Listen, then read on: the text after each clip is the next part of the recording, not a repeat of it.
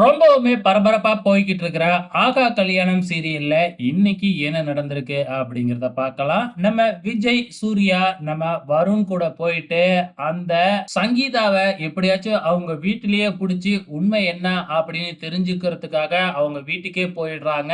ஆனா எவ்வளவு நேரம் அங்க முயற்சி பண்ணியும் சங்கீதாவ அவங்களால பார்க்கவே முடியல. காரணம் என்ன அப்படின்னு பார்த்தீங்கன்னா, அவங்க ஃபேமிலி சங்கீதாவோட ஃபேமிலியும் வந்து பார்த்தீங்கன்னா சேர்ந்து பொய் சொல்லி சங்கீதாவ மறைச்சு வச்சுக்கிட்டே இல்ல, இல்ல அப்படின்னு சொல்லிக்கிட்டு இருக்கிறாங்க. இது ஒரு பக்கம் நடந்துகிட்டு இருக்கிறப்ப, இந்த பக்கம் நம்ம மகா வந்து பாத்தீங்கன்னா, சூர்யாவோட ரூமுக்குள்ள ஏதாச்சும் ஆதாரம் கிடைக்குமான்னு தேடுறாங்க. இந்த பக்கம் நம்ம ஐஸ்வர்யா ரூமுக்குள்ள அந்த போன தேடிக்கிட்டு இருக்கிறாங்க. அதாவது மனோஜ் யூஸ் பண்ண பழைய போன தேடிக்கிட்டு இருக்கிறாங்க. அதுல ஏதாச்சும் ஆதாரம் கிடைக்குமா அப்படின்னு சொல்லிட்டு 2 பேருக்குமே அட் எ டைம்ல ஆதாரமும் கிடைச்சிடுது. சோ அது என்ன ஆதாரம் அப்படிங்கிறது தெரியல.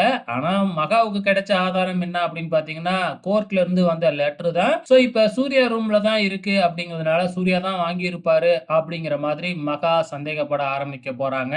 ஆனா நம்ம ஐஸ்வர்யாவுக்கு கிடைச்ச ஆதாரம் என்ன அப்படிங்கிறது நமக்கு ப்ரோமோலயே தெரிஞ்சிடுச்சு. இந்த பக்கம் ரொம்ப நேரம் வெயிட் பண்ணி பார்த்துட்டு நம்ம விஜயும், சூர்யாவும் சங்கீதாவ பார்க்காமயே அப்படியே கிளம்பி போறாங்க. இவங்க போனதுக்கு பின்னாடியே நம்ம அனாமிகா சங்கீதா வீட்டுக்கு வந்துடுறாங்க. வீட்ல தான் சங்கீதா இருக்கிறாங்க. ஆனா மறைச்சு வச்சுக்கிட்டு சங்கீதா வரல வரலன்னு சொல்லிக்கிட்டு இருக்கிறாங்க. அதுக்கப்புறம் சங்கீதா கிட்ட வந்து அனாமிகா சில விஷயங்கள் விசாரிக்கிறாங்க. அப்பதான் தெரியுது சங்கீதா அனாமிகா சொல்லாததெல்லாம் செஞ்சு வச்சிருக்கிறாங்க அப்படின்னு சொல்லிட்டு.